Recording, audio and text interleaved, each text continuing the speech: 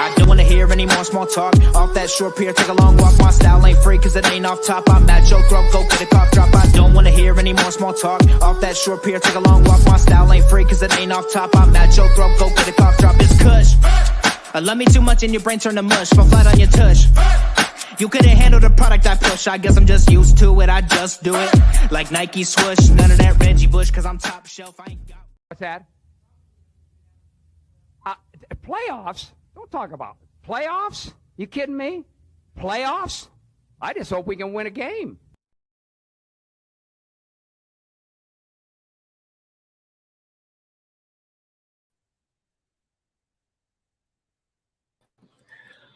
I don't think I've ever seen something as relevant as Jim Mora as what we've seen right now, because I don't think there's any of us that believe that we're actually going to be playoff hopefuls. But I mean, listen, let's just we have plenty of time to get to that.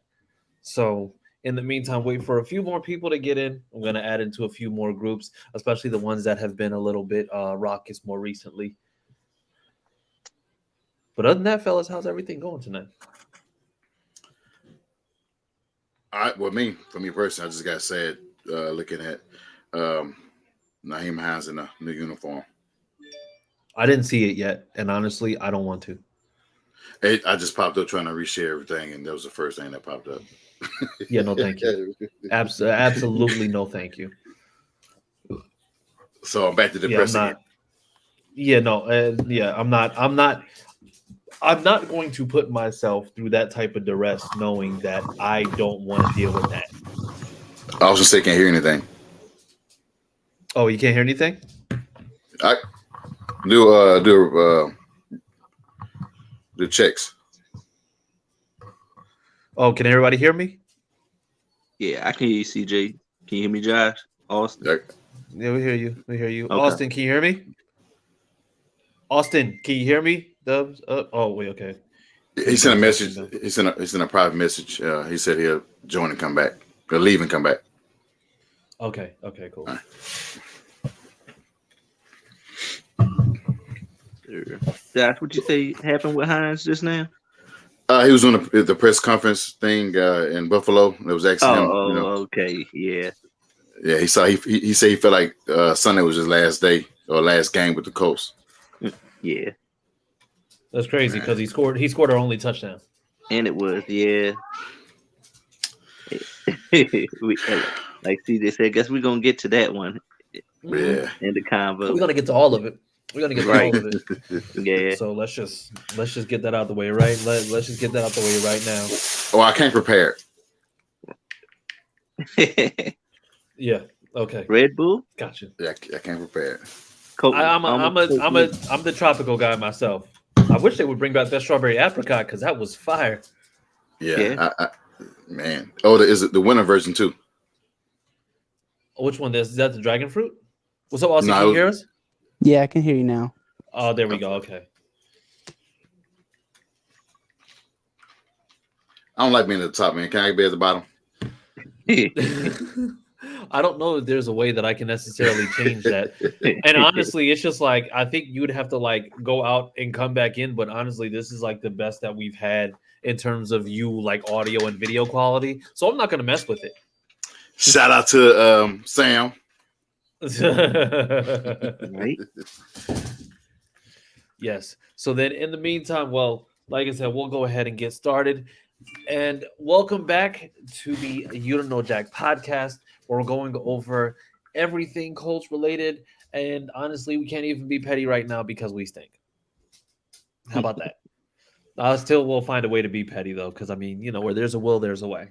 But yeah, we're going to Super Bowl, okay? We got the recipe for that. Right.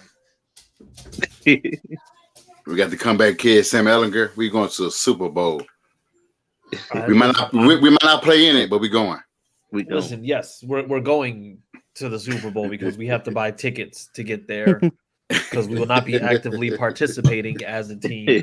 And after this episode, you will understand why. But in the meantime, welcome back. Thank you for being with us.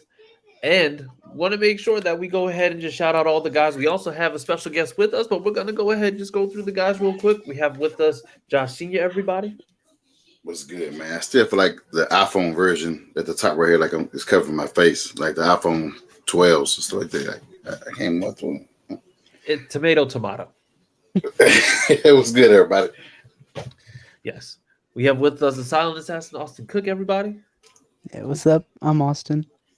Yes, and we have a very special guest with us, YDKJAC podcast, frequent viewer, fan of the Colts. Like I said, one of our biggest supporters. We have with us Darius Mitchell, everybody.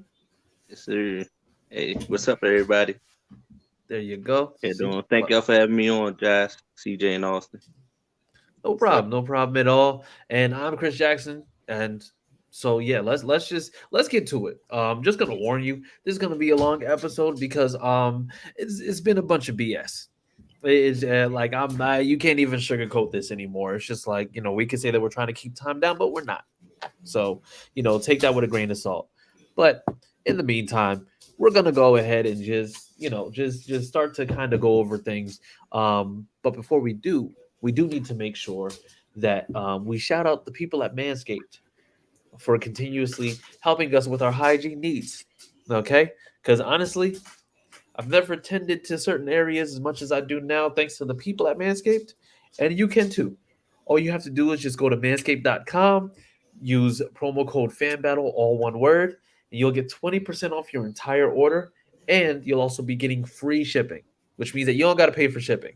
I know there's some people who will buy $1,000 worth of stuff, and if they see that there's $8.99 shipping, they won't buy it. It's complete lunacy, but I mean, honestly, people are just built that way. But like I said, you ain't got to worry about all that, okay? 20% off and free shipping when you use code FANBATTLE. All right? And so without further ado,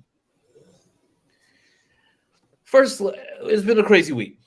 Well, no, not even a crazy week. It's been a crazy 3 days, right? Starting with the game. I'm looking at 8 days. Yeah. I mean, let's just go on ahead and start with the Colts versus Commanders game. Now, this was Sam Ehlinger's first start since the news of Matt Ryan's benching, and of course he was taking first team reps, making sure that he gets gets familiar with the offense. He had some news come out that he hadn't taken or he hadn't had many reps with Michael Pittman Jr. in maybe like a year.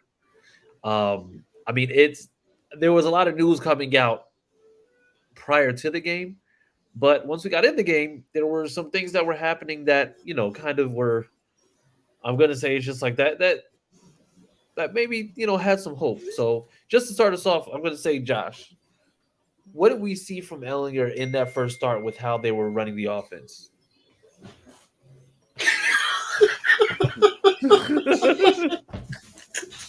I'm sorry, guys. He got the inside joke over there. I'm gonna need you to get it together. Yeah, man. I need you to get I was laughing at the performance.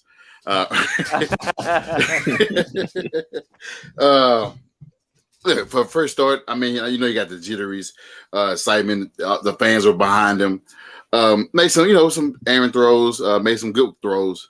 Especially the one to Pierce. So I mean, it was okay. I give him, if I had to give him a grade, I give him a B minus. I mean, the guy had effort. I mean, what we've been wanting to see. He brought a spark to our offense. He was only sacked twice, and he could have been sacked numerous of times. You see him escaping the pocket, throwing on a run against left shoulder. He was just it. If the offense wasn't the way it was, the offense play calling wasn't what it was, I feel like he could have played a lot. He could have been a lot better. But I can't judge him off this one game because the guy been waiting his whole life to play in a game, start and play in a game, and it looked good. He had 201 yards, 201, no touchdowns, no interceptions. He had that one fumble in the red zone. I gotta say, you got jitteries. He didn't see a guy coming. It was a Deron Payne. Deron Payne, yeah. They, got him from behind and caused the fumble. I mean, it's gonna take some time to get to where we seen him in Texas. So I give him for his effort and his the plays that he made, the throws that he made. I give him B minus. Okay. All right. And then like I said, I know that we have a special guest. So I want to get to you, Darius, because I want to get your thoughts. But I'm going to say it's just like the offense. The offense looked different. I'm going to say how did and I'm going to say this for Austin. How did the offense look? Let's just say last week with Ryan, as opposed to how they just looked this past Sunday with Ellinger. Like what were the biggest differences that you saw between the two? I mean, they try. It's not. For Austin, yeah. Okay. So you could definitely tell that we had a mobile quarterback because there were plays where as soon as Sam got the ball, he was rolling out, whether it was for a run or for a throw on the run. There was more like jet sweeps, people coming across, which like Matt Ryan can make those plays. I don't know why we just now put those in our offense, but we saw more of that this week. There was just more creativity, and it really opened up the playbook more than he has with Matt in the backfield. Okay. Yeah, brought more juice. Right? Yeah, and you can tell like in terms of the speed now. Like I said, and Darius, I'm going to ask you this because I think the biggest recurring theme has been that the O-line has been bad. And, it's just like we know that Matt Ryan was called on to throw a lot. Like I think he had in a 2-game span, he had 102 passing attempts. But I mean, when it came to this game in particular, do you feel like they game plan better around the fact that the O-line hasn't been playing as well? Or do you think it was just kind of Sam being able to improvise and kind of prove himself? I think it was like a combination of both. Like you said, they got the pocket moving, the mobility that Sam brought, and as you seen, what was it, the first series when he spun off of Montez Sweat and threw it to JT and JT dropped it. Yeah. Yep. Yeah, he was surprised. I said, man, Matt Ryan could never. No, absolutely not. No. That's just something we needed right then, man. Because like I said, you always gotta. I mean, yeah, the O-line ain't been as good as it has been, but you got to do things to make up for that.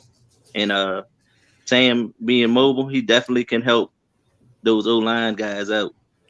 Yeah, definitely. So I thought, like Josh said, it was about a B- performance too. Got to hang on to that ball. I saw some good things with Sam. That night, what was it? That touch pass to Pierce, beautiful. Yeah, and Hines on the sideline. Yeah, that was yeah, absolutely. Especially for someone that doesn't play. Sorry, CJ. Yeah, that was my. No. You're good. You're good. Go ahead. Yes, sir. I want to hear it all because it was something that I was just gonna say very matter of factly. We talk all the time on here about the fact that we all play Madden, and they did this thing this year where they had ratings adjusters. So basically, there's a number that you can call, and I'm gonna say shamelessly, I called the number and I said they need to put Sam Ellinger's throw power up. Oh yeah, because they have him 83 throw power. He's a 57 overall. Right. He's a 57 overall. I mean, you gotta put some respect on his name. Okay, put some respect on him, man. Yeah, it's just like he. I think. I mean, it didn't help the receivers. I mean, it didn't help him when the receivers was dropping passes. Right. Well, Michael Pittman Jr. specifically. That was. I didn't want to talk about a number one like that.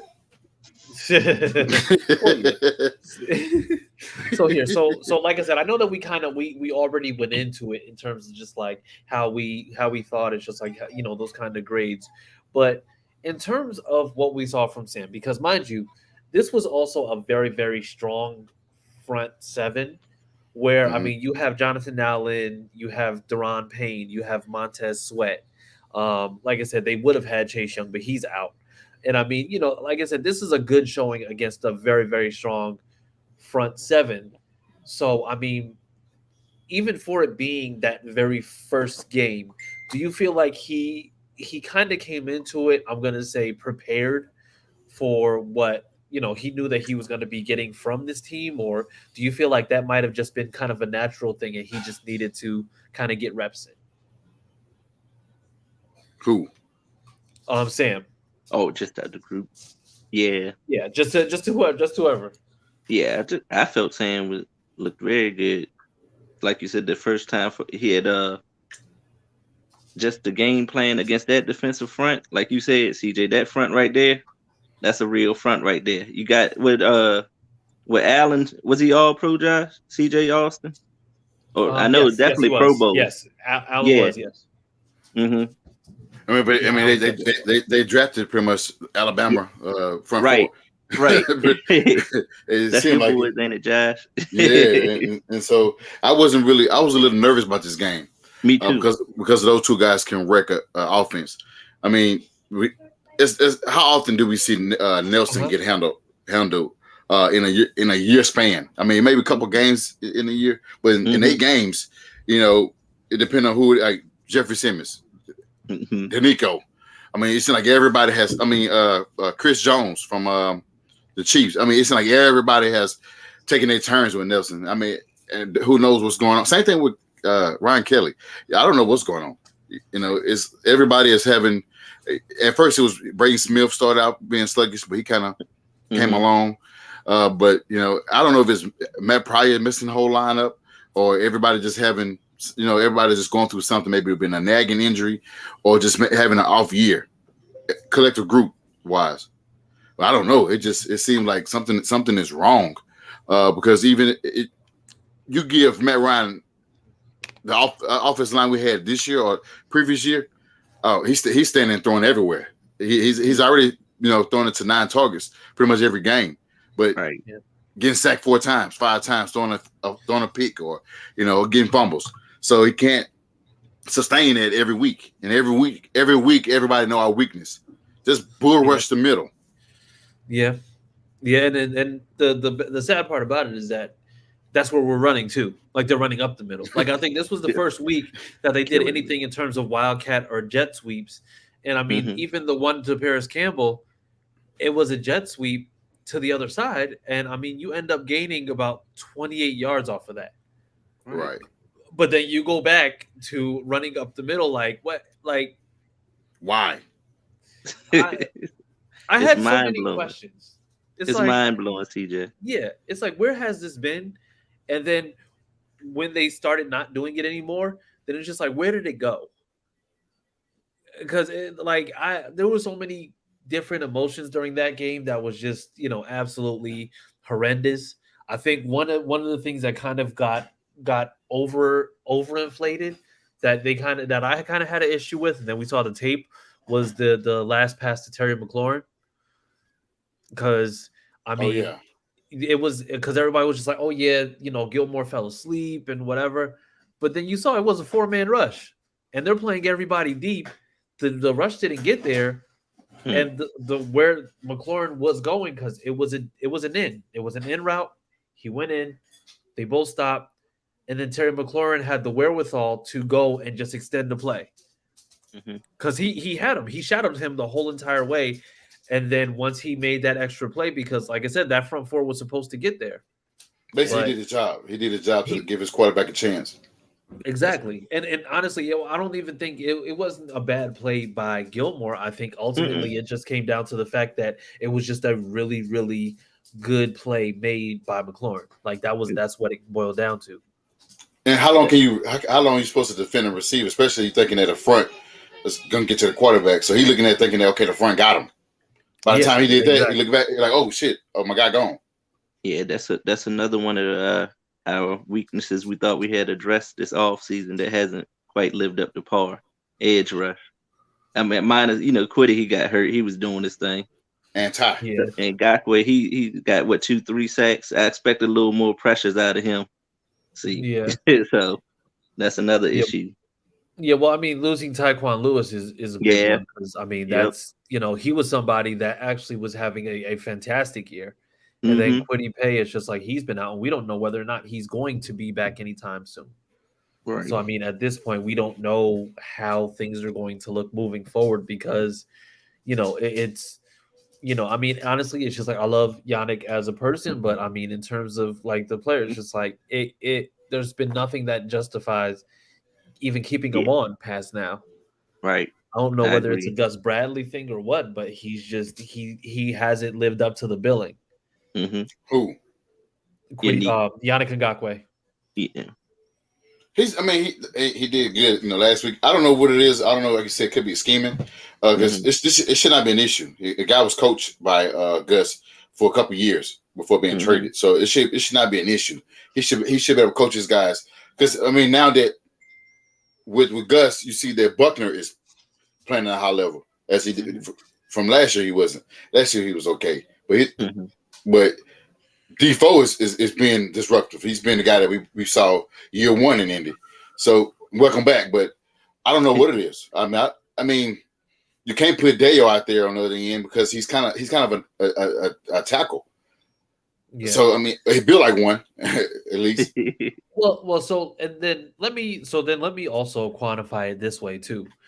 So on Sunday, Taylor Heineke was sacked 2 times Mm-hmm. in the rushing game. They rushed the ball 28 times. They gained 96 yards, which means that it's just like they were averaging somewhere around like 3.4 yards per carry. Their top rusher was Heineke, who was 6 for 29. And I mean, that was just basically just on runs, scrambling out of the pocket, doing what he did. So the thing is, they've been like, this defense has been very, very consistent with Mm-hmm. making sure that they're creating pressure, they're stopping the run up front. Mm-hmm. Like I said, they're slowing the run down. Ultimately, I mean, even in the passing game, it really just came down to those last few drives in the fourth quarter. I Yeah. mean, McLaurin was held to 5 receptions for 71 yards, but that play that he got, that was a 42-yard play. And Right. then after that, it's just like it was Gibson 7 for 58, Samuel 3 for 50, and then everybody else had 1 reception or 3 receptions, and that's it. So I mean, When what's his name? You said Taylor Heineke. Tyler Heineke, yeah. Heineke, yeah. I watched I think last week's game against Packers. His one of his main targets is the running back. We should have known that. We should have known Oh yeah, that Gibson was going to be a target, one of his targets. yeah. But but I think also one thing that's also being overlooked in all this is that Heineke's played with this team. Right. Like the thing is, it's just like everybody's just like, oh well, he's a backup. He's not the starter, but he's been the starter before. He started for them in the playoffs before. So I Pretty think much. anybody who was coming into this game, I'm gonna say trying to sell him short, talking about, oh yeah, Carson's not playing, so we should be able to get the no. It's honestly, it's just like Heineke knows this offense in and out because he's played with them before. Mm-hmm. It's just now you see that that chemistry. I think the only thing that he had on Sam Ellinger on Sunday was literally just chemistry. Right. Because I I think mean, he played Ellinger, all last year. He started all last year for Washington. If I'm not yeah, mistaken. yeah, I believe so. Because I think, Yeah. like I said, the last time that they went to the playoffs, I think that was 2 years ago. Yeah, it was 2 years ago Mm-hmm. because that was Carson's When, last year in Philly, mm-hmm. and he started in that playoff game for him. Yep. Almost So beat I mean, Tampa Bay. exactly.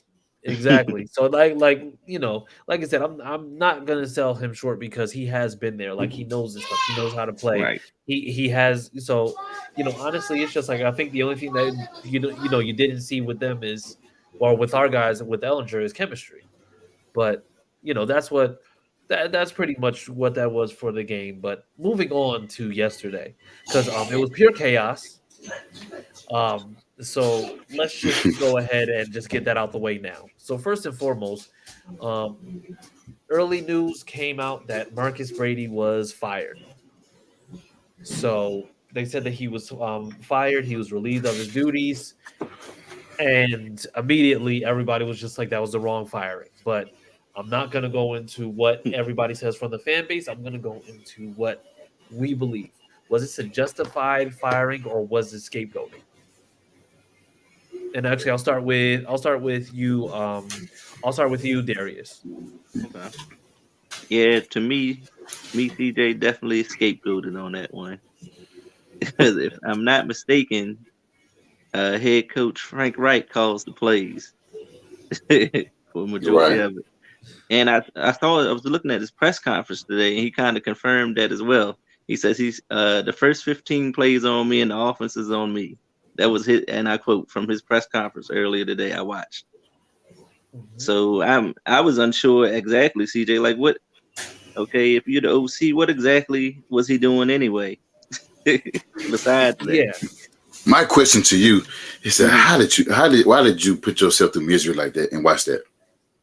Right? Hey man, hey, John, same thing. I was on the break. It popped up on the line. I clicked on Okay. it. Yeah. Yeah, I can't. I want to watch it, but man, I don't know because I'm gonna get mad because he's gonna say Yep. something Right. stupid. hmm Yeah. Yeah. So What? I think he's definitely scapegoating on that one, CJ. I can't judge a man if he truly wasn't calling plays. Yeah. Just Yeah. like I they're get it. running practice. I get it. I get it. What hmm about you, Austin? I think I want to say he's a scapegoat, but I also want to say it might be justified because hmm I think that there's a lot of people that needs to be fired. Um, hmm I I don't know that he was even qualified for the job. I think he didn't come there to call the plays because Frank knew he wanted to call the plays, so he brought in somebody that wouldn't care. Like Right. just like we've said before, just a yes man. hmm So he took the fall. Hopefully it leads to if we continue to do bad, Frank being fired and just like this offseason we'll just fix some things because I do think it was a scapegoat, but also I do think it might be justified. Yeah. Yeah. It. I'm conflicted, but Josh, what do you have to say? Because I'm gonna save what I have to say for later, just to see if somebody kind of hits on it. You know what? I mean, I can agree with we're both justified and scapegoated. Because at first I thought it was scapegoated because we all knew for ever since Frank Reich arrived in 2018, he's been the main guy. Even when Nick Sirianni was there, Nick Sirianni did have more of the game planning during that year. That's why we started to look good when Luck was there, and even when in 2020 with Rivers. It's I don't. I mean, I don't. I know people say we've been in the chat. We're saying that he may not trust Brady, but he one promoted him from Right. quarterback coach. He promoted him. He could have went out, got his own guy, and said, "Hey, I want you to be coordinator," even though he's the main play caller. Could have got the guy that he wanted. He chose to promote him within. That was his. Yeah. That was his doing. And so now that for the last 2 years, the offense been shit show. You got to find a guy. You got to find a guy. First of all, I say scapegoat because last week you bench your quarterback, and then this week you fire your OC. So Yeah. basically now you're saying, hey, this guy's at fault. Now this guy's at fault. Okay, but the main guy at fault is the one still running the team right now, still coaching the Yeah. team with a bad Yeah. offensive line, with a bad O line coach. So yeah, hmm I say both. Okay. You know what? I'm going strictly scapegoated. I'm gonna have to say it. And the reason why is just because of the fact that, you know, nobody had an issue with Marcus Brady last year. We were like what? I think it was number 2 or number 3 hmm rushing. Mhm. Nobody had an issue Right. with Marcus Brady last year. But mind you, this is and there's parallels between what we did last year and what we did this year, because last year we were calling the same amount of passing plays for Carson Wentz that we were calling for Matt Ryan.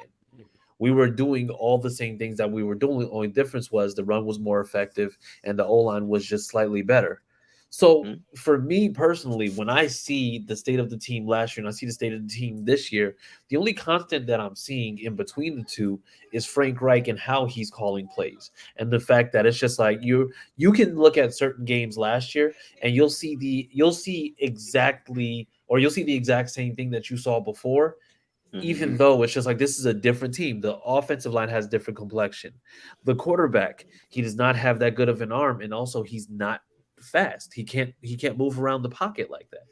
So when you're looking at this team as opposed to how the team was last year, Marcus Brady, what people were looking for Marcus Brady.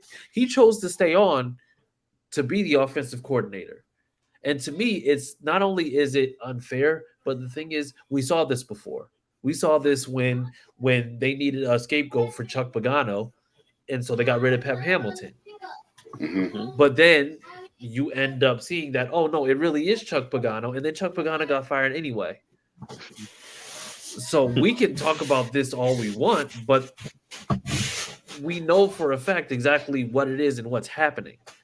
And that's the reason why I'm not big on the whole firing Marcus Brady, because it absolutely should have been Frank Reich.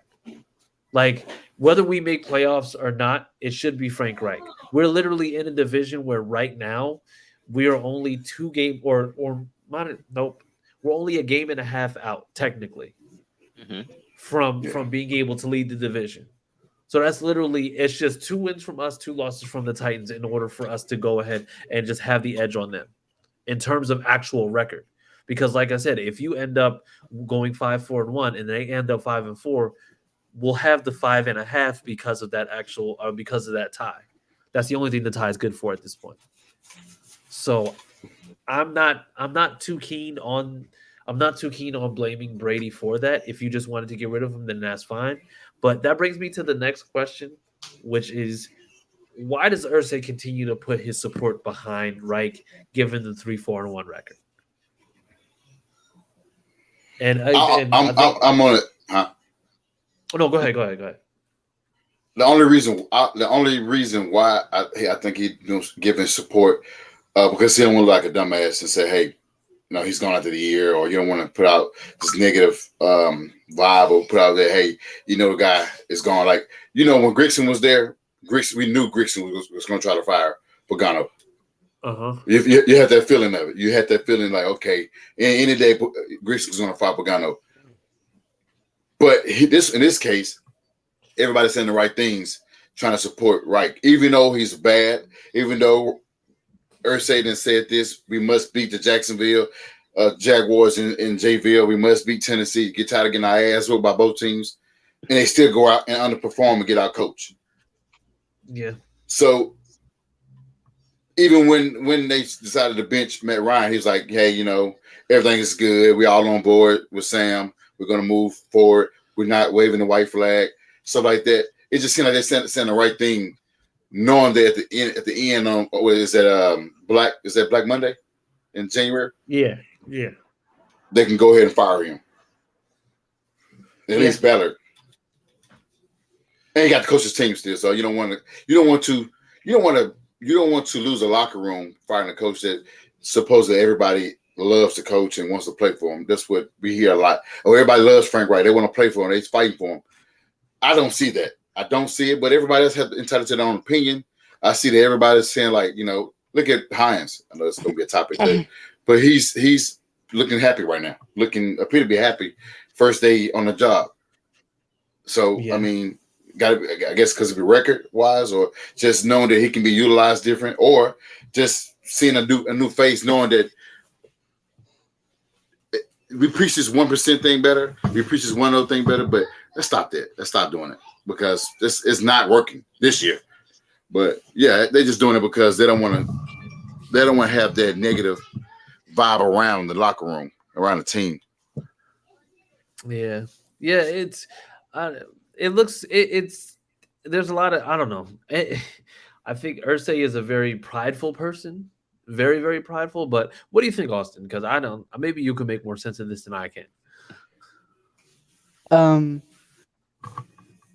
It's just, I don't know. I don't understand why he supports him, or why he said that he's has no plans to fire him.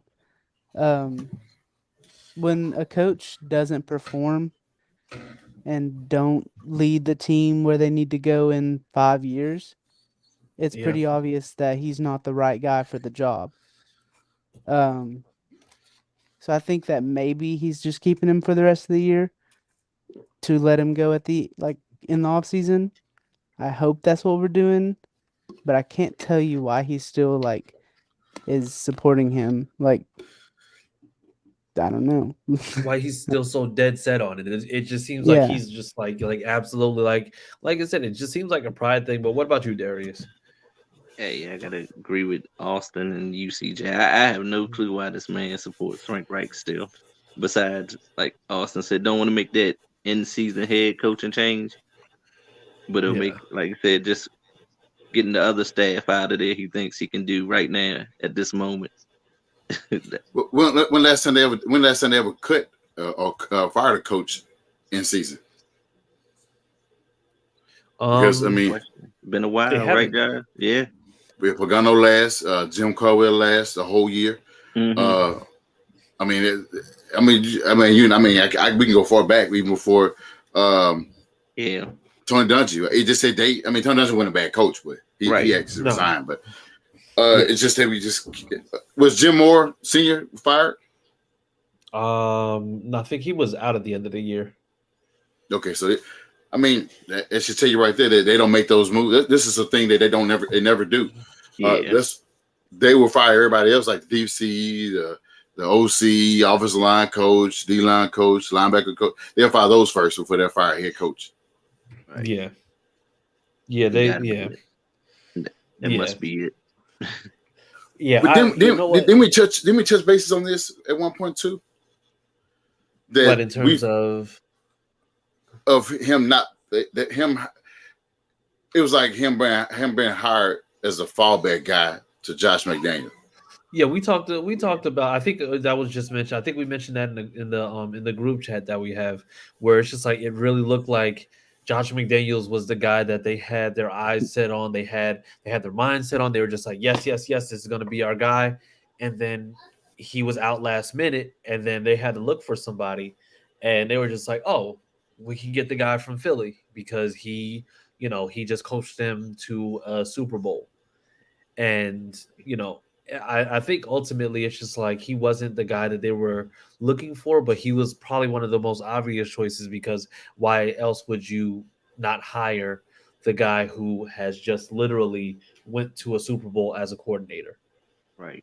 It's not like what what the Giants did when they hired Joe Judge, who was a special teams coach, to be the head coach. Like, no, absolutely not. That's stupid. But I am glad that Josh McDaniel is not out here coach because he got a better team and they suck. Right. No, the Raiders are not a better team. The Raiders stink. Josh McDaniel stinks as a coach. I'm going to put that out there. Josh McDaniel stinks as a coach. Mind you, this is the same guy. This is the same guy who had to cheat when he was a Broncos coach, got caught, and was completely trashed for the whole rest of his tenure because he couldn't do the things that he was doing to cheat. So I mean, it's just like he was overrated.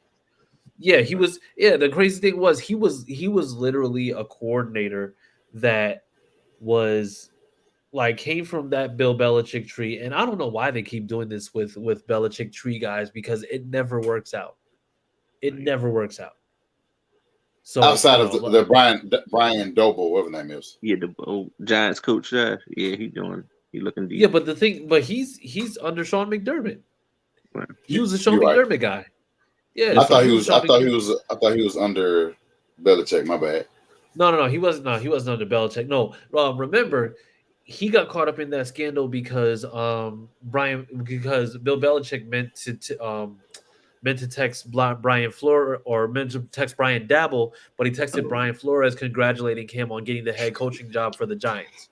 Okay, what about the other head coach? That was the head coach of the Jets. Mike, is it Mike? I don't know, it was Mike, but he was OC or something like that. He went to the Jets, and that's when they did the spy stuff a while back. Oh, that was when he had that was when he had Brett Favre, right?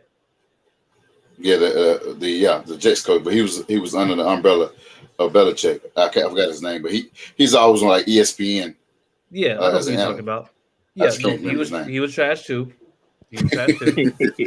like the thing is, they're all good for 1 year except for Matt Patricia, and they're all like good for possibly 1 year. But the thing is, now it's just like that Bill Belichick tree just isn't working anymore. I mean, it's barely working right now for Bill Belichick. It's just like you can't just plug and play anymore with these teams because they're playing differently. Like the game speed is different. This is a passing league now. Like, yeah, you can go ahead and have a great defense, but offensively, you told Mac Jones out there and try to make us believe that he's a starting quarterback. It's not going to work. Like it's garbage. It's absolute garbage. But moving on, because like I said, I wanted to make sure. But the only thing I wanted to say in regards to Irsay is somebody who's very passionate but also very prideful, and I think that's probably what is getting the best of him in regards to Frank Reich, because getting rid of him, especially after signing that deal, makes it look like you really just don't know what you're doing. At least in my opinion. Mhm. So I think it's just for the sake of optics, continuing to throw his support behind Frank is basically just making sure that everybody knows, like, yeah, he'll be gone. Because honestly, at this point, it's just I don't think there's a fan out there who doesn't want us to just like not win any other games other than the Patriots game and then end up going and getting our QB of the future, because it's Hendon Hooker season, everybody. Hendon Hooker season. All right. The Just other, remember that. the other games look pretty bad. I mean, it don't look like it's in our favor, other than like the Texas game. I mean, the Chargers game look like it's going to be a blowout. Philly game. Not necessarily the Chargers, because I mean Justin Herbert he's looked decent, but he hasn't looked great.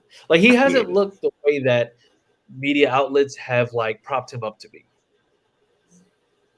Does that contribute to not having Keenan Allen or not having a good line? No, I mean, because he still has Mike Williams. You still have Austin Eckler. Like, you could take those players right now and be completely fine. But the thing is also Justin Herbert is somebody who they have elevated in a way where they've said he doesn't need Keenan Allen in order to be successful. okay, I got you. But the thing is like the issue that I have with him as opposed to let's just say like a Lamar Jackson, for example, is that you keep on giving Justin Herbert the benefit of the doubt, but Lamar Jackson has never had a true number one wide receiver, and yet you could put Mike Williams on the Ravens and he'd be their number one. Oh yeah. And he still wouldn't get 50 catches. Exactly. And you could put now if you put Devin Duvernay on the Chargers, then I mean he's going to end up being like their fourth wide receiver option.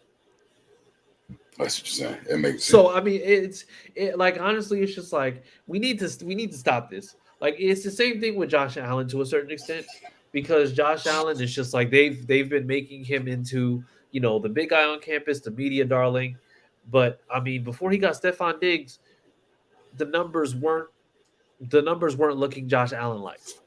No. So but like I said, moving on because I don't want to get too far off topic.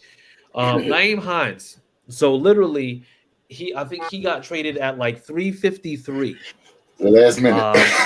Yeah, the very last minute. So there have been speculation. Everybody was talking about who they thought would be traded. They thought Kenny Moore would possibly be traded. They thought that maybe there was a chance that Ryan Kelly would be traded. I was personally hoping Brandon Facison and Matt Pryor would be packaged for half a bag of Doritos, because that's exactly what they're worth. No, candy corn. Yeah. Half a bag of candy corn. And candy corn is trash. Okay? If you're watching and you hear me say that, just understand that candy corn is trash. Right. All right. But then in the meantime, but Nyheim Hines was traded. We waited to see what it was for. We saw that there were numerous people that were being traded throughout the day. Chase Claypool was traded for a second. TJ Hawkinson was traded for a second. All these people were traded for a second. We finally got the details. Nyheim Hines was traded to the Buffalo Bills for Zach Moss and a 6th-round pick. Austin, That could turn to a 5th. that could turn into a 5th depending on how many snaps. Austin, please explain to me. I know I put genius or idiocracy, but please explain to me why that made sense. All right, so I personally love Nyheim Hines. It was sad to see him go, but I wish him the best in Buffalo. Um, Apparently, after last year, he went to them and told them he doesn't like how he's being used, and he thought that this year would be different, but it has not been different. We haven't used him the right way, except for 1 year when we had Phillip Rivers. So he was getting frustrated, and uh, I don't know if he straight up asked for a trade or just expressed his frustrations again, but Yeah, he pretty much wanted out of Indy. So I think that they were doing right by him because he's been such a good locker room guy yeah, and a good guy in Indianapolis. And sent him to a contender. He sent him to they sent him to a good place for him to be who he needs to be. yeah. I, you know, Glad that was DJ. I'm a Hines guy. I'm a Hines guy. Like that. That's like I've always liked Naeem Hines, even from when we first drafted him. Like I said, you knew that he was a utility guy. Um, but this move really made me just. This move made me just be out on Ballard. This is the Yes. move that finally just made me be out on Ballard, and it's for the reason that you know what he's going to bring. You know what he's going to do in an offense that is going to be able to feature him. You know that Josh Allen can pass all over the place. Mhm. Now, now the thing is this is a team that was already, I'm going to say, favored to go to the Super Bowl. But then you provide them with another piece. And mind you, absolutely, like you're going to do right by Naeem Hines. But at some point or another, doing right by Naeem Hines doesn't mean that you have to do bad for yourself. Because all these picks that he likes to get, these fifth round picks, these sixth round picks, fantastic. But we've seen what they amount to. We've seen what, like, look at this team right now, right? Let's just say, Hmm. just look at the offensive line, the worst unit that we have there. Hmm. We have two first rounders, a second rounder, and like Some one guy bombs. that was picked up in free agency, and then we have Danny Pinter, who was like a fifth or sixth round guy. Now the thing is, if you're looking at that, you're saying, okay, we need to fix the offensive line. Whatever you've been doing in regards to the offensive line that has you with Dennis Kelly and Danny Pinter on the line, starting with starters, because mind you, I'm sticking to it. I've said it all season and I'm sticking to it. Those guys like Braden Smith, those guys like, Quentin Nelson, they're suffering because of the fact that they literally have to compensate for the fact that we have been legitimately weak at left tackle and right guard. Mhm. When you have guys who have to go ahead and pick up the slack for other guys on the offensive line, where the offensive line is supposed to work as a unit, it's always going to end up going badly for the guys who are there, because the thing is, you're trying so hard to make sure that you're compensating for Matt Pryor that you end up basically going and making sure that you forget your assignment completely. I don't know how many times we've seen Quentin Nelson just go and not be able to do what he needs to do in regards to blocking for the run, or doing or basically making it so that he can go and properly block the way that he should. How many times have we seen him have to go and help out on the left side and then somebody rushes in on the right, or vice versa? Numerous times, yeah. So I mean, like, the thing is, this trade did not address anything. It saves you some cap, yes. It gets you a late round pick, yes. But the thing is, it's just like these, like, let's get over this late round pick BS, Right. because that's what it is. Because I mean, we continue to go and just like say that, oh yeah, we're gonna go and we can get good value late in the draft. How often does that work? Who Not in our often. defense? Who in our defense right now? Looking at our defense right now, who in there is a late pick that is absolutely contributing? Let's just say, other than a Zaire Franklin, who's tied for tackles in the league. Rodney Thomas has done pretty well this year. Yeah, Yeah, Rodney yeah. Thomas. Yeah, Yeah. Rodney Thomas has done well in I'm gonna say in Blackman's place, and Like honestly, it doesn't make sense to me. But what do you think, Darius? Like how did you view this move in particular? Idiocracy, definitely, CJ. I didn't like it at Thank you. all. Like you said, CJ. I mean, you got the late round pick and you got Zach Moss. When is Zach Moss gonna play? What role does he want? You already got JT. We got Deion Jackson, which y'all seen what Deion can do. The Denver game, he can catch two. Yeah. Then we still got Lindsey, right? Who pulled the veteran up. Where's Zach Moss fitting in here, guys? What was it? And like you said, instead of getting a lineman, CJ, or something like that. And I think Hines could have went for Josh. What you think, Josh? Even earlier than the daggone 5th round pick, 4th, 3rd, something. Hines is gonna make that Bills team. He took him over the top, man. He can take them over the top, just like CJ said. I don't want to give praises to Buffalo, not because I hate them. I have no hate against them. Right. Mm-hmm. But I look at Hines as the same player as Devin Singletary. They are both the same. They're both really can't. They're both really not true running backs. They're just pass catchers out of the backfield. So I mean, he got two of the same player. Devin's a little bit bulkier, a little faster. Yeah, faster, and Devin a little bulkier, and he got spinal problems. Right. But I look at it, I look at it from a standpoint of if you're working, you're unhappy, and you're looking for you're looking to go somewhere else. Why would your job keep you when you put in your 2 weeks notice?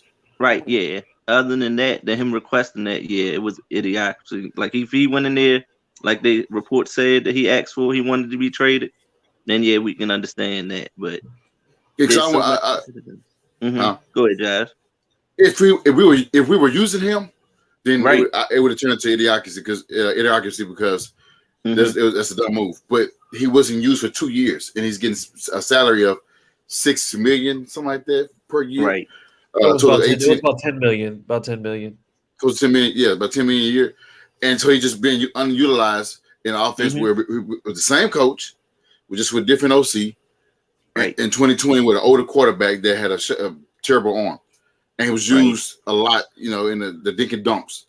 He had one of his best years. I think he had like 70 receptions that year. And I was like, oh, man, that's the guy that I want to see. Then, we hear rumblings this year that he could be moved to receiver. That didn't happen. None of the stuff that we thought would happen did not happen. It didn't happen during the season. We kept seeing we're gonna move him into receiver, utilize him as a receiver. I guess I don't know if they thought maybe Paris Campbell's gonna get hurt, and so now they change the plans. But had they used him as what they thought or what they said they would do more than offense, that would be an idiot move. But I like it because let me make it clear, I love Hines. We all do. All 4 of us do. Right. The fan base do. But we got two basically since you got 2 players for 1. Whether he take the 5th and draft for a punter or draft for a kicker or draft another receiver, we got 2 players for 1. Yeah. And I just put that on the head coach or offensive coach for not using him properly. That's on Frank. So that's I mean it's a genius for Ballard, but idiot for Frank. Right. And not just that, but I mean, you also have to take into consideration that, when we're talking about those 5th round picks, like the issue that I have with Ballard is that he doesn't draft once he starts getting into those later rounds, he's not drafting guys that can potentially end up being starters. He's drafting guys for depth. Because I mean, it's the exact same thing that he always does. It's just like anybody that he pursues when it comes to free agency or anything like that, they're guys for depth. It's like depth on the D line, depth on the offensive line, like depth. No starters. Depth. He's just like he's not drafting the guy that for a fact can absolutely ball out.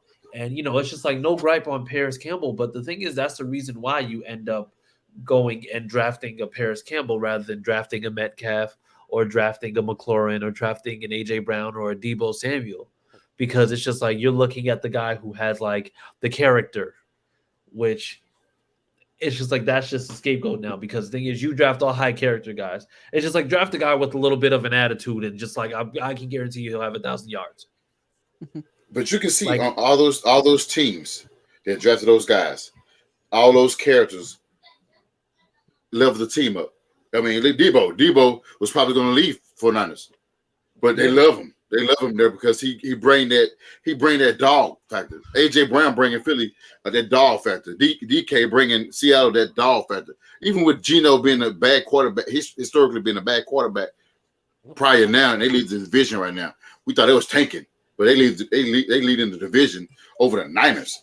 That was surprising. So I mean, Terry Moss, Stephon Gilmore was like, "This is my house." Like, I mean, yeah. We got Pittman who fought the Patriots player last year on a primetime game, but yeah, he's a nice guy.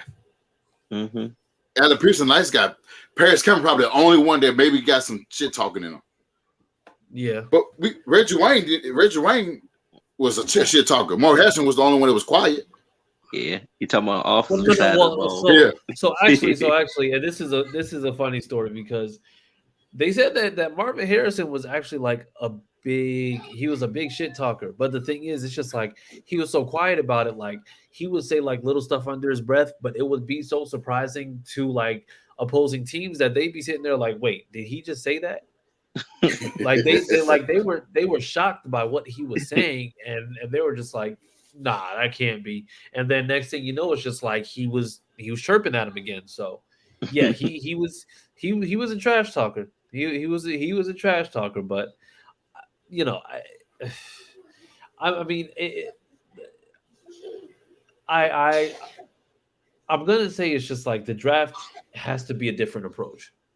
Yeah, like it has to be a different approach because you want these high character guys, and you get a Rocky Sin. Now, mind you, Rocky Sin is the best cornerback on the Raiders, and let's be honest, that's not hard to do. Correct. But I mean, like when you come down to that, it's just like these high character guys, like these, like get somebody that you know for a fact is really gonna have that it factor to them. Because it seems like it's just like you want to draft those guys who are going to be at all the Colts community events, but then when they get in game, you know, they're not making people pay. They're not making you say like, oh, that guy is going to absolutely go off. And I mean, it's a tired approach because we have this team that we've drafted. I mean, mind you, there's not a single first rounder that we have a wide receiver or running back or quarterback. I mean, we have Matt Ryan, but I mean, he was a first rounder back when Obama was in his first stint. So I mean, let's just be completely honest about that one. Somebody, you're about to get canceled. No, you cancel me all you want. I'm broke. All right, I ain't got no money. Well, you ain't hurt me none. The hell, you might give me some notoriety. Somebody might donate something. Oh, see, here you go again. Yeah. But yeah, either way, it's just like there's no way possible that you're going to be able to continue to justify that you want good character guys in the locker room when you just traded away one of the biggest leaders in the locker room. And he was the guy who was absolutely vocal about being there and showing up. Like this offseason there has to be a change because there's no way that you trade away Nyheim Hines and continue to make the same type of moves in the draft and then say, oh yeah, well, we have a team, we like the way this team is. Right. Like Chris Ballard's been saying for 5 years now that we're a year or two away from competing. Like no, even though he's and mind you, this is also the guy that said once you draft a quarterback, that clock starts ticking. And I'm gonna say it's just like that was another reason why I think, you know, we end up having so many veteran QBs because a veteran QB is always going to be a scapegoat. If a veteran QB works out, then you look like a genius. If the veteran QB doesn't work out, then you can blame it on the veteran QB. Right. So I mean, the way that it is right now, it's not a good look for the team that we're in this type of limbo because we're stuck. Like literally at, and you know, no pun intended, but we're literally at a fork in the road that makes it so that you don't know which way that they're going to go, but you know that Mhm. something has to change. In the meantime, you'll keep losing though. Like Hey, I'm fine with losing right now because I mean Hendon Hooker season is upon us, and I know that hey, Austin loves that because he's a Vols fan. And I don't love it. So no. Why? hey, Sam said he got something for you, You CJ. everybody in the world saw what happened that Saturday night. Everybody, we got embarrassed. So I don't like it. I don't like it. In that I case, I love it. I would love it. rather I would take the long ones back up before I take Hendon Hooker.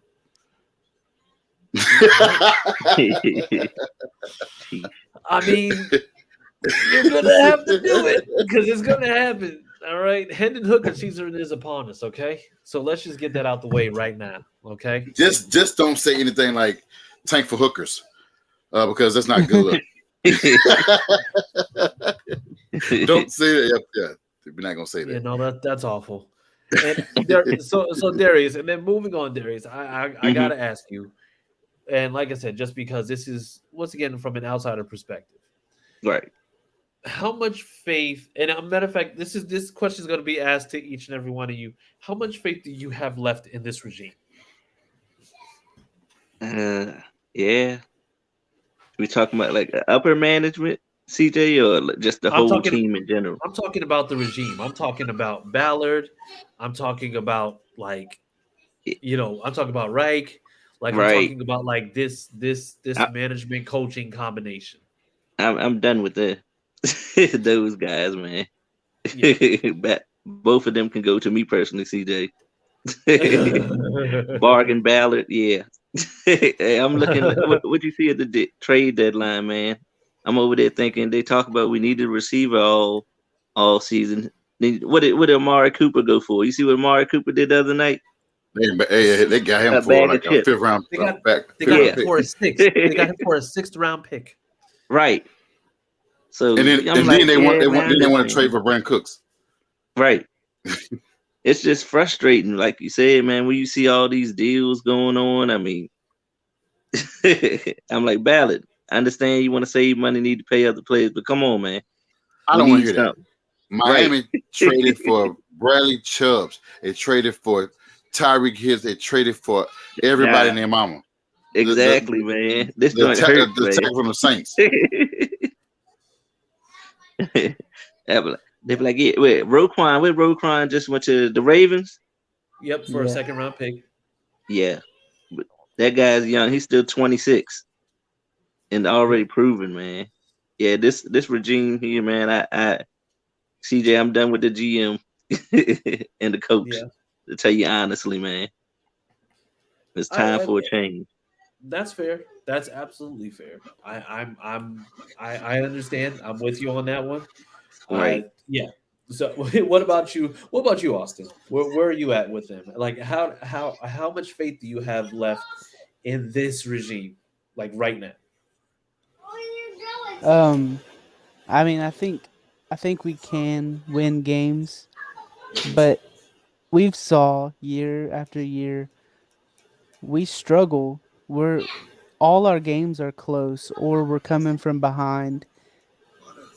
It's just hard to keep the faith whenever they've not shown like that we should have faith in them. Like they haven't done anything to earn the fans' trust. Remember, Austin, we all in Austin. Remember that. all the chips was in. Yeah, we're all in the quicksand. That's where we're all in. Oh wait, hold on. Sam apparently, I'm sorry guys, I have to get to these comments because Sam apparently has had one too many Arbor mists. So she said first, how does it feel? I'm not sure what she's talking about. She said, does it feel good? Welcome to hell, Uvaldu. By the way, that's the new Jaguars call motto. It's Uvaldu. Okay. Yes. So make sure that you say that. They say Balky is better than Ballard. Don't you dare. Don't you dare. Trent Baalke is probably the worst GM that I've ever seen, and I know that because Trent Baalke is the only GM that has been bad in both conferences because 49ers fans couldn't wait to get rid of him. And then, mind you, last year, you guys picked him up, and And they were now mad. he is systematically destroying your team. Don't do that. I listen, Ballard is irritating. I don't want him. I can't stand him anymore. But what you're not gonna do is you're not gonna lump him into Balky because honestly, I've seen Burger King managers better than Trent Balky. Shit, All right, Chick-fil-A. yeah, don't give him that much credit. I mean, geez. I got to because they traded for Calvin Ridley, so I got to give him a little something. What? No, that's a you're trading for a guy that can't even show up to camp. He can't do anything. Trent Baalke is literally he sat there. He made that trade, and mind you, Atlanta was just like, oh, well, looks like we're not going to do anything. They're just like, oh, what's this random Florida number? They're just like, hey, we want Calvin Ridley. I bet you the first thing that the GM in Atlanta said was, "You're serious? like you're absolutely positive about that?" It's just like, yep. What'll it take? Second round pick deal. Wait. I got traded because he bet it against the Falcons. They played the Jacksonville. And the crazy thing is, it's just like there's not even he's not even a lock to make the roster. He's not a lock to make the roster. But let's keep on going. And it's just like, and she said that's saying something. And she said, "Don't ignore me, Chris Jackson." And trust me, I wasn't ignoring you, Sam. I was just trying to figure out how you even remotely came to that conclusion. Then he said, "It's a poverty division," which it is right now. Because I mean, honestly, it's just like the Tennessee Titans are kings of dirt. They're literally like on a dirt hill with a crown that's made of switches and thorns. And they're sitting there with a mud crown on. She said that's true. He's still better than Ballard. No, he's not. Baalke is the worst. Baalke made Christian Kirk the 12th highest paid wide receiver last year, and he wasn't even 12th in any metric at all. So don't do that. Then he said Baalke is Church's chicken, Ballard is Bojangles. I am from Pennsylvania. I don't know what that means. Okay, listen. We have Popeyes and KFC. Wow. And honestly, I mean, listen. If you're going to compare Baalke to anything, Baalke is those 10 packs of chicken nuggets at Burger King for $1.80 that we all know are basically monkey ankles. I want to change my statement. What you got? He is his name is Trent Baalke. Mm-hmm. Yeah, Trent Baalke. He's a poor man's Zaxby's. God. I don't know about Zaxby's, but I'm guessing it's pretty bad. So yeah, I'll go with that. But then Josh, or matter of fact, Austin, you went, right? Or I'm sorry. Yeah, I went. Yeah, I answered this one. And then all right, and then Josh, how much faith do you have left in this regime? I don't have faith at all. I mean, I've tried not to be as vocal or and mention it over and over and over. But it's time to. I mean, 5 years, 6 years, and that's probably what we did with Frank, with Chuck and Grigson gave them about the same time. And even though they had more success, this one don't have the same success. I mean, I know people always, we always shit on Ryan Grigson, but he had more playoff wins than Ballard. He may just sign a lot of people like Trent Cole and Andre Johnson and Frank Gore, but hey, the guy got some playoff wins under that. Yeah, but he did that with Andrew Luck, and correct. He ruined Andrew Luck's career. So correct. Yeah, he had Andrew Luck in those first 3 seasons, and I mean, you had Andrew Luck, but then you also had a young Ty. You also had Reggie Wayne. I mean, you had guys there that were able to just kind of help lead the way. And then once Reggie Wayne left, once the injury started piling up for Ty, then it went from, oh yeah, we have our guy, to, well, how do you expect me to do anything when we're paying a QB? Right. Like, it was literally where Grigson became the team's worst enemy after he was applauded for being the guy. And I think we're starting to kind of see the same thing with Ballard, but I think it's a different scenario because Ballard is just way more frugal in those spots than we of course would like him to be. But at the Right. same time, it's just like he's relying solely on the draft and hoping that he gets those gems in that fifth, sixth, seventh round, rather than going and saying, you know what, maybe I should just trade up and just do whatever. Because honestly, like I'm and we with this is recording. If he trades down with that first round pick that we have this year, I am going to lose my shit. I'm Right. going to say it right now. I'm going to lose my shit if we end up, let's just say, with the eighth overall pick, and Hendon Hooker has not been picked as of yet. I'm sorry, Josh. If Hendon Hooker has not been picked as of yet, and we go from the eighth pick down to 20 because he wanted to get some fourth round and fifth round pick, yeah, I'm not. You don't even have to worry about me being on here. I would do it if Hooker's on there. I would trade back. I would do that. I would apply to him because you don't like winning. Because you don't like winning because you're a sore loser. Listen, put it off to the side, okay? Just because they beat Bama doesn't mean anything, okay? If anything, that should make things even better. We obviously have a very, very good history with Tennessee quarterbacks. So why are you going to sit there and be upset if we end up getting somebody who could potentially be our guy for the next 10 to 15 years just because of the fact that he beat your cheating, roll tide Alabama butt boys? No, we get Hendon Hooker if he's there. I don't like any hookers, okay? And you also don't like winning. So you don't like winning. You know what? If we don't get Hendon Hooker, it's your fault. And then when we go 2-15 next year, it's going to still be your fault. Hey, Bryce Young, come on. Yeah, man. Moving on, bro. Moving on. No, I'm with y'all though. We're on the same page. But yeah. So then, how much faith do you truly have left in this regime right now? I got none. It's like we ran out of gas and we ain't got no gas tank and got nobody to come pick us up. I'm done. I've been done. I've been done with Frank Wright. I just did it because y'all want me to. But Ballard has got me to the point where it's just like, hey, you can kick rocks, man. I'm done.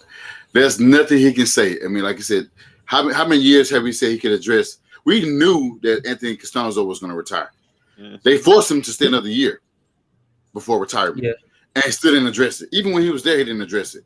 He just, like you said, plug and play. All he did was sign a depth guy from another team and started him. The only person that was starters was actually Eric Fisher, which just came back off injury. Mm-hmm. Well, not only that, but he was trash. That too. He was trash. And everything else he did. The only starter that we had that was the legit starters was Rodney McLeod and Stephon Gilmore. Kenny Moore was a deaf guy, turned starter. So he's trying to get those diamonds in the rough every single time, and it don't work all the time. You remember Jabbar Shear? Jabbar Shear was trash. Yeah, but he got him. Justin Houston was good, but he only lasts 1 year. Right. You got to find that mix. Yeah, we had him, and then I'm gonna say it's just like, let's just say let's even go further than that.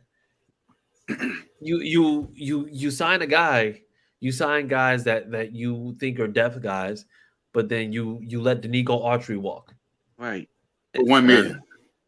Yeah, you let Danico Autry walk because you're not giving him, what you know for a fact. And mind you, I have no doubt in my mind that Danico Autry at that stage would, we don't have the issues that we have in terms of pass rush.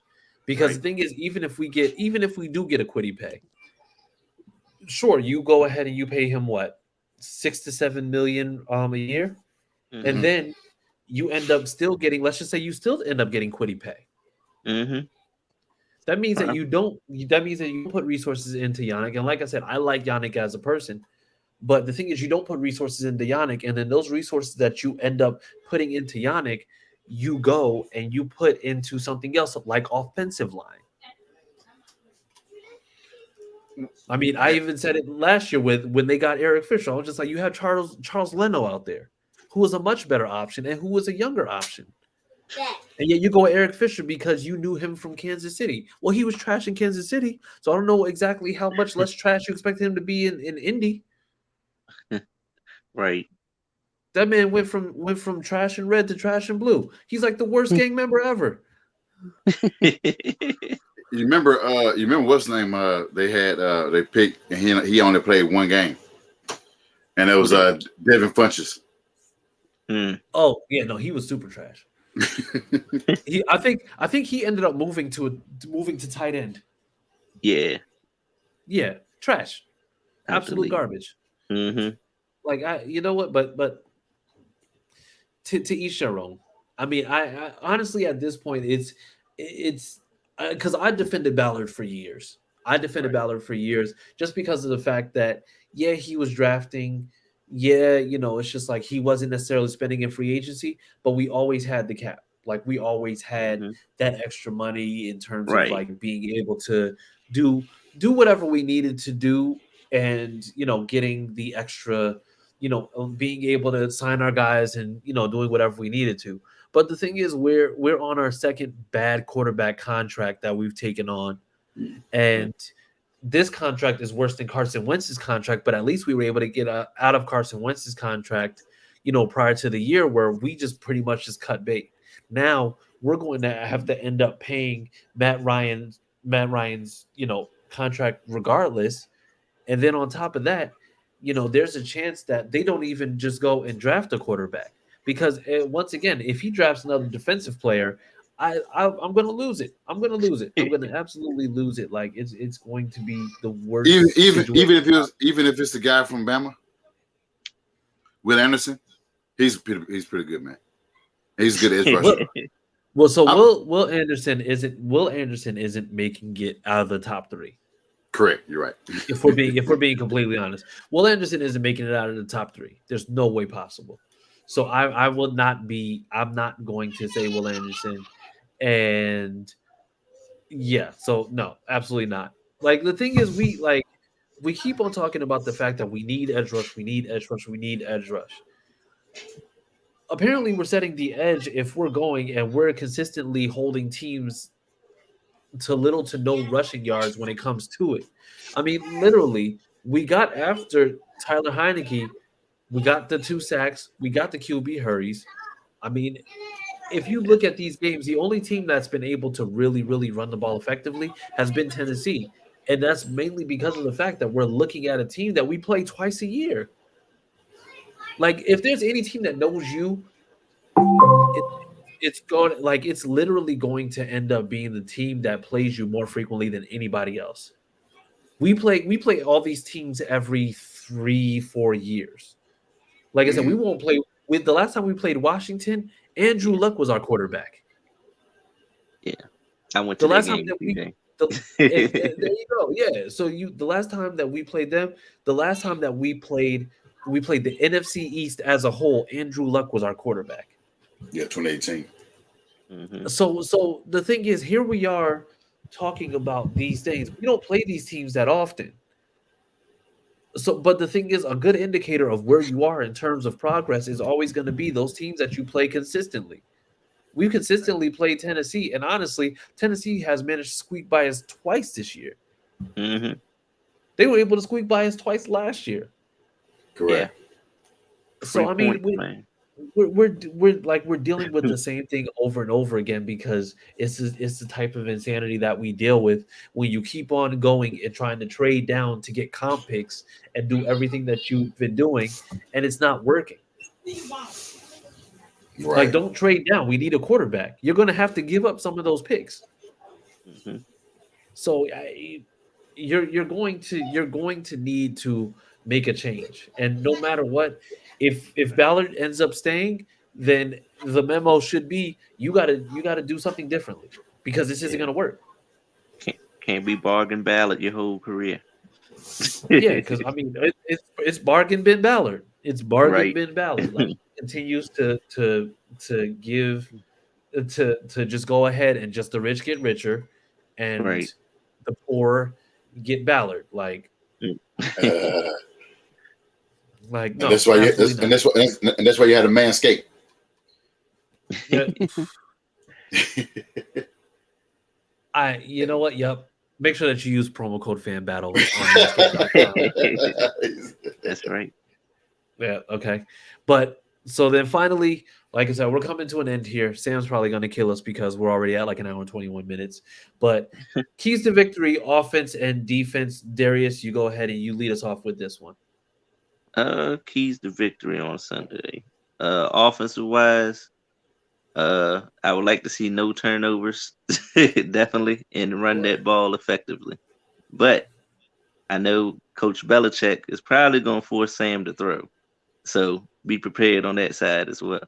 Set something up. Defensive wise, like you said, I'm not too keen on there. I know they got some decent receivers, but I'm pretty sure they're going to try to run the ball. That's what I seen last year from out of New England so far. So we're gonna force Mac Jones to pass, and I think we can come out on top. Hopefully, at least make it a good game. Okay. All right. Yeah. And then, what do you have for a final score? Man, what game in New England? I want to say 24-17. Hopefully, Colts. Okay. 24-17. And then, what about you, Austin? All right, so offense, I want Sam Ellinger to come out with more confidence and make the plays that he can make, whether it's with his legs or in the air. And I saw something he met with Stephon Gilmore to talk about, kind of what he knows about the Patriots defense, and like that's big. Like he knows who he should go to, and he wants to do better. So I want him to go out there and have a nice game in his second game. Then on defense, stop Stevenson. He's been having a good year. The Patriots running back, and make Mac make plays because he hasn't been making them this year. So if we make him make plays, then we can force maybe a couple interceptions or him to make a few mistakes. Okay. Yep. And then what do you have for the final score? I'm gonna go 20-14 us. Ain't bad. Okay. All right. What about you, Josh? Keys to victory is bench the starters and lose. Because the only way we're gonna get our quarterback is to lose. That's our victories. That's right, and it is Hendon Hooker season, so that is. So and we can't get Hooker. We can't get Hendon Hooker if we win every game. We can't. We can't get out. We can't get a top 8 pick or top 10 pick if we're trying to win every game the rest of the season with 9 games left. So that's just my take. But I want to win. So if I based off me as a fan want to win, it's always been the same. Establish a run. And we're not sure what the status of JT going to be. They did call up Jordan Wilkins, former coach that was bounced around since he left us. Called him up, and we did get Zach Moss in the trade yesterday, waiting on pending physical. Right now, I don't know the word on that. So he established a run, and get, like you said, get Sam going. He had a decent game last week, just didn't have a turnover or a touchdown. He just did a lot of passing. And the guys got to catch the ball. Help your quarterback out. He's a young quarterback. Help your guys out. And play calling. I like the play calling last week, but open it up more. Open up more for guys like Dion, guys like Alec Pierce, even Michael Pittman and Paris Campbell. Open it up. Open the playbook up. You don't have to be limited. Especially if you want to save your job and you fire your OC. Now it's up to you to make those plays. Everything is on you now. Everything rests on your shoulder on the offense side. Exactly. Defense side, like we've been saying, get pressure. They get in there, it's not getting the sacks. They get in the hurries, they get in the hits. They're just not getting the sack. They're not getting the turnovers. This year, I think right this time last year, we was like up there in turnovers, and takeaways. But this year we kind of like on the low end on it. Yeah, we So were get top. turnovers. We were the top team in turnover differential. Right. So right now we're not getting it. We get in the the sacks. We get in the sacks. It's not a whole lot of them, but we get in there. Mhm. And get turnovers. Like Derek said, they got the receivers. I mean, I'm not scared of Ness and Agler. I mean, he got ran out of Philly. Right. Yeah. Who else they got? They got Devontae Parker from Miami. He's he's pretty good. Jacoby Myers. Jacoby Myers. Yeah. That's he's decent, not bad. And like I said, Matt Jones gonna he's gonna throw turnovers. He's gonna turn the ball over. Mhm. If we stop the run and forcing him to win. I like our chances as a fan, like our chance to win. I would say 24-17 or something like that, like a last minute touchdown, or we stop them being up 7. So yeah, I'm going with that. Okay. All right. And yeah, so those were two things that were mentioned was one, like I said, JT might be out. So I'm gonna say it's just like we might see more of like a power run game from Deion Jackson. I don't think that they'll necessarily put Zach Moss out there too much because I mean that's a completely different offensive system. Right. But the other thing is that I'm gonna say Sam going to Gilmore and I'm gonna say probably picking his brain about that Belichick defense is a very, very big thing because I mean, especially for a young player, if you can go and automatically like prepare yourself for that, knowing exactly what it is, because we know that Bill Belichick doesn't change up the defense, but he will go ahead and just do those things where he kind of sticks to his guns.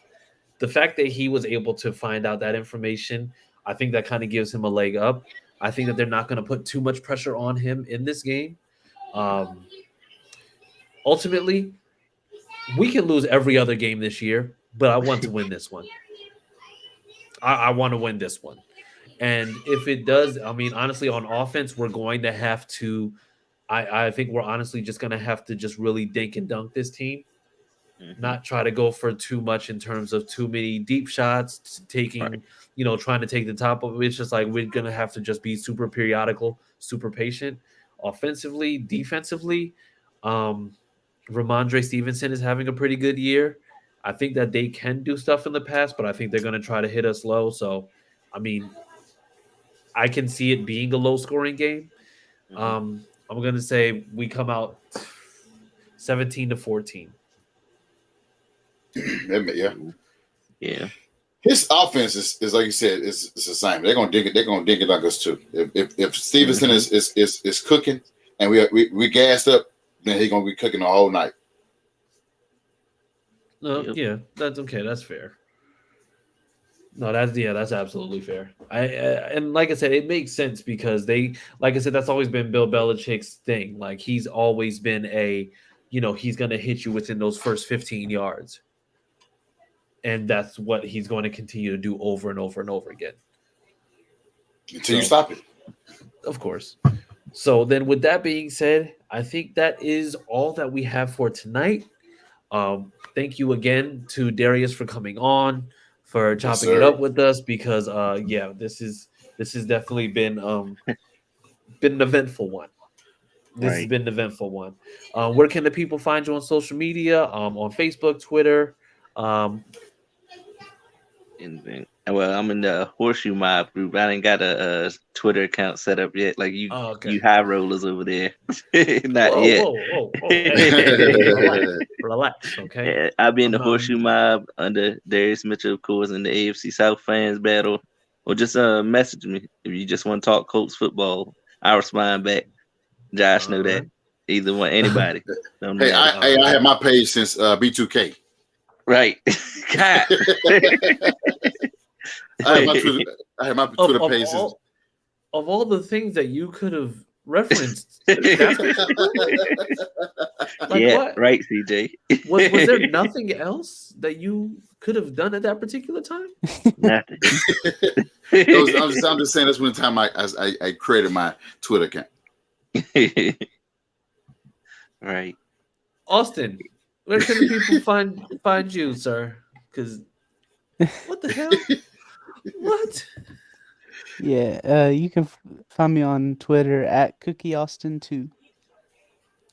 All right, and Josh, apparently at number one biggest B2K fan. No, never. Don't say never no. like you didn't just use it for reference purposes. I did, but I don't listen. I can't tell you not one song. I can't tell you not one song. Why was that the first thing that came to mind? Man, I don't know, man. It's just like OJ to my tickling somebody. I mean, it just happened. Listen, we have enough to worry about without going into RJ's Tickle Fest. But you can find me on Twitter at I am Just Senior. I'm in the AFC South group, Hustle Mile group, and any other. I'm here celebrating. About to get win number 2 in a minute. Oh, wait, what number 2 is? Oh, the Lakers. I didn't say a team. Time. I didn't say a team. It's about time. It's about I didn't time. say a They've team. only played 10 games. Like they've played 10 games. If they don't have their second win by now, you might as well give up on the season. Purple and gold, man. Yeah, man. They out there about to be 9-73. They out there throwing darts with a blindfold on. Like, what are you doing? Like it's like they're basically shooting. They're basically shooting arrows with their feet at this point. Like, what are you doing? Relax. You're gonna do that to me, right? I'm already suffering from Indy. Now you're just gonna just throw more sand on top of me. Yeah. I'm sorry. I got to remember that you're a Lakers fan that's not a LeBron fan. So I'm not going to give you as much hell. So, okay, I'll leave you alone. I'll leave you be. Thank you, man. But they trash. So, hey, guys, listen, we'll be back next week. We'll be back next Tuesday, especially since there's no Halloween next week. So please make sure that you tune in. You can find me at CJ Colts Fan. Also, you can find our podcast pages at YDKJAC Podcast, at YDK Basketball, and at YDKJAC Baseball. Make sure that you tune in. And then, like I said, you'll be able to go ahead and catch up on all the episodes by this upcoming Saturday. Everything will be fully uploaded. I know that Austin was asking about that. We've been kind of switching some things around. But, yes, so you'll be able to listen to us. And we got some special things coming up, so make sure you stay tuned. Other than that, guys, thank you for tuning in, and we will see you next week.